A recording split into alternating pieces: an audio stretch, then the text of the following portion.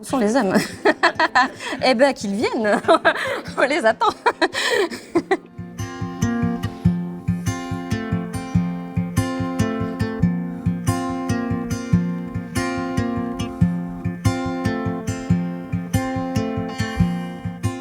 Au XVe siècle, Tournai était la capitale de la tapisserie. Il y avait plus de 250 lissiers, que des hommes. Et ici maintenant, toutes les lissières sont des femmes. Moi, je tisse, je suis lissière. On peut dire aussi tisserande, mais c'est surtout pour des métiers basse lisse. Donc là, c'est plutôt un métier haute lisse, donc on dit lissière.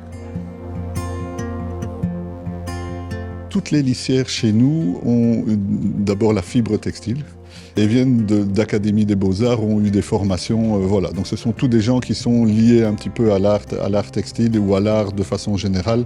Mais c'est un métier voilà, de passion. Si on n'a pas la passion, on ne pourrait pas faire ce métier-là. Ici, nous avons nos fils de chaîne qui sont séparés en deux nappes de fil par un bâton de croisure. Et alors, nous avons les fils du devant, les fils du derrière. J'actionne une pédale qui actionne elle-même les lisses, d'où le terme lissière. Et alors du coup, quand j'actionne la pédale, les fils de devant se retrouvent à l'arrière. Et comme ça, je peux prendre plus facilement mes fils qui se trouvent à l'arrière. Je prends les fils à l'avant et ici, je prends les fils à l'arrière. C'est unique à Tournai.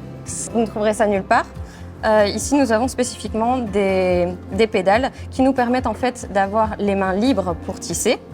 Et en même temps, on va actionner nos pédales avec les pieds. Comme ça nous laisse les mains beaucoup plus libres pour pouvoir travailler. Actuellement, on est une vingtaine de personnes en comptant les lissières qui tissent, les conservatrices, restauratrices qui conservent les tapisseries anciennes, les teinturiers et l'administration. Voilà, une vingtaine de personnes. Ici, vous êtes dans la partie production, et puis à côté, vous avez la partie restauration-conservation, où là, on travaille sur tous les textiles anciens. Tapisserie, bannières, vêtements liturgiques, drapeaux, voilà. Tandis que dans cette partie-ci, c'est vraiment de la production de tapisserie.